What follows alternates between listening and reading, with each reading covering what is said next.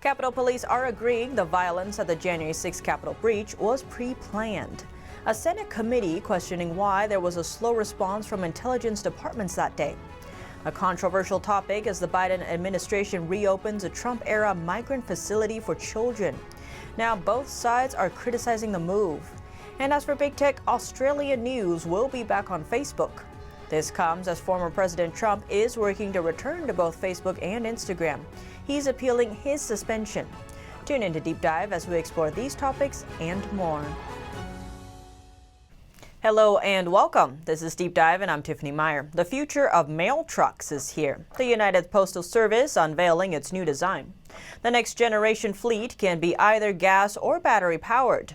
The goal is to keep pace with advances in electric vehicle technologies. The postmaster calling it a historic moment for the Postal Service. It's the first time in 30 years the mail trucks are being upgraded. The agency announcing the 10-year multi-billion-dollar contract awarded to Oshkosh Defense, which will build a future fleet in Wisconsin. The Postal Service has over 230,000 vehicles. Many of the trucks currently in service have been running for 30 years. The new ones are set to have AC and airbags, upgrades from the current models. They'll also have heat, a 360-degree camera, a front and rear collision avoidance system, and automated emergency braking. The almost $500 million initial investment will go towards 50,000 to 165,000 new mail carriers. The first of these new models are expected to hit the streets in 2023. While the Postal Service is praising all the upgrades, people online are commenting on its appearance. Some say it looks like a platypus. Others point to concepts of future mail vehicles from 1989. More information coming in about the January 6th Capitol breach. A former police chief says a pipe bomb scare caused members of Congress to evacuate, not the protesters storming the building.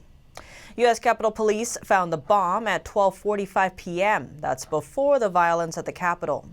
Not long after, they found another device at the Democratic National Committee headquarters. Former Capitol Police chief saying that these two events triggered the evacuation of two congressional buildings, the Cannon House office building as well as one of the Library of Congress's buildings. His comments came during a Senate committee hearing on Tuesday. At the same hearing, Capitol Police agreed the violence was pre-planned. Senator Klobuchar kicked off the meeting by asking the former Capitol Police chief if he saw the FBI threat report, which indicated specific calls for violence. An unnamed person allegedly said, "Be ready to fight, and Congress needs to hear glass breaking, doors being kicked in." Somehow, that FBI threat report did not get passed along to the Capitol Police. All three of the former Capitol Police officials agreeing that intelligence breakdown further enabled the Capitol breach. But as to why the National Guard was so late to the Capitol that day is still a topic of between them. The former chief's son says that ahead of January 6th, he made a request to deploy National Guard troops, but that the former House Surgeon at Arms said he was concerned about the optics of having troops there. A comment Irving denies. Irving says the decision not to deploy the National Guard ahead of January 6th was a collaborative decision that they all agreed on. Son also said on the day of January 6th, he called the two Sergeant-at-Arms, Irving's and Stinger, and requested they allow the National Guard to be deployed immediately. There was some dispute over the timing of that call and what exactly was said. Senator Ted Cruz then requested all three to submit their phone records to determine how the line of communication really played out. Other senators pushed out questions probing whether or not the Capitol Police were properly trained to handle the attack. Son said they do have training for these circumstances, but he suggests there should be more. And House Speaker Nancy Pelosi has been facing questions over her role that day. 4 Republicans are asking about her actions before, during, and after the Capitol breach. As Speaker of the House, Pelosi has a decisive role in ensuring the safety and security of everyone visiting the Capitol complex. 4 Republicans are asking her why the request for National Guard support was denied, about her conversations with her staff and officers on the subject, and why her team isn't complying with requests to turn over materials linked to the January 6th event. The letter says reports were confirmed by multiple sources. The Capitol Hill police chief requested the National Guard be activated ahead of the January 6th joint session of Congress. But the response from the Sergeant-at-Arms acting on Pelosi's behalf didn't support the move because the optics of having them on site wasn't good. The Republican representatives also claim on the actual day it took over an hour for the National Guard to be authorized.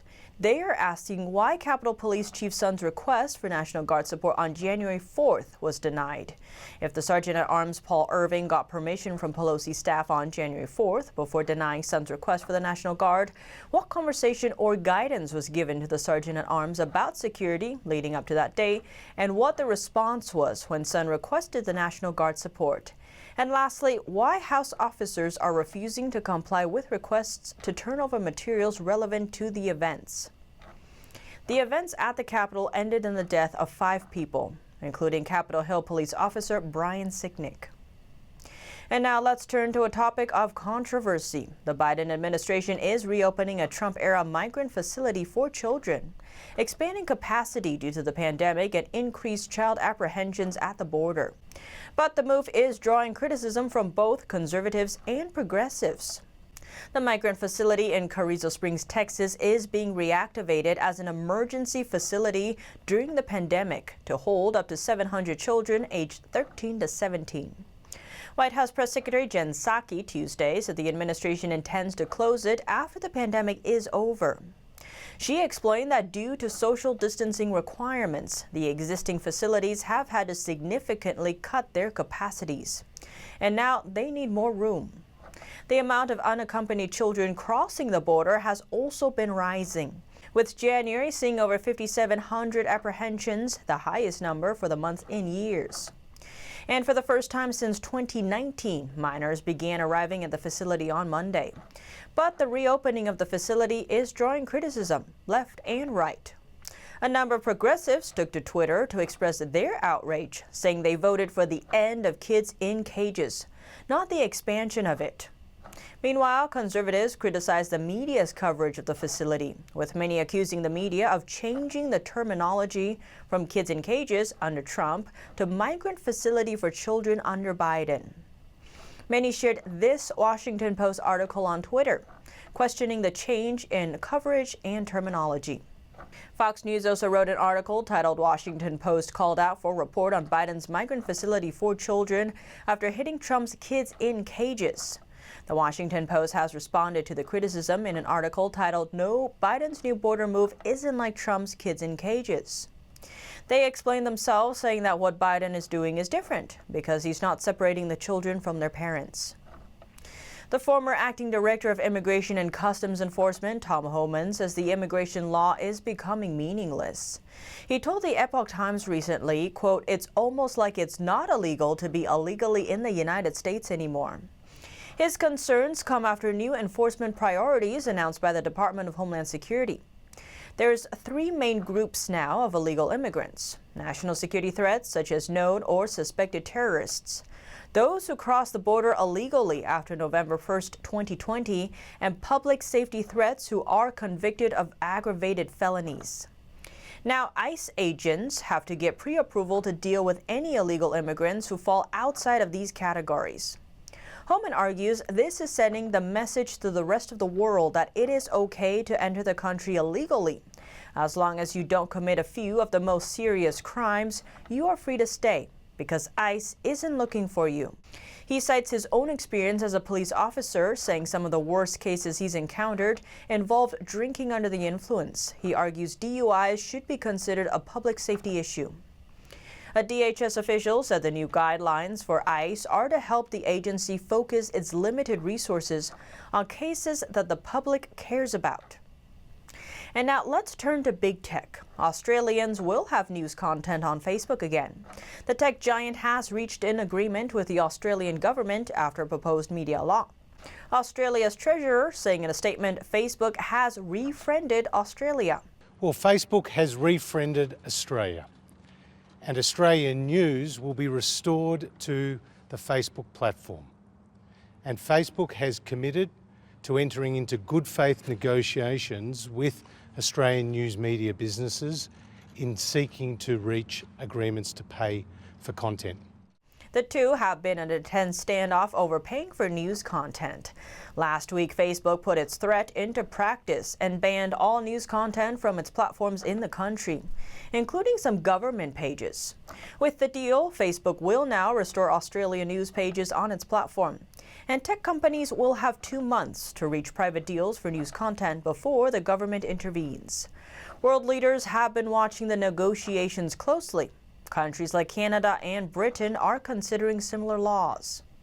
Speaking of Facebook, here in the U.S., former President Trump is attempting to return to Facebook and Instagram.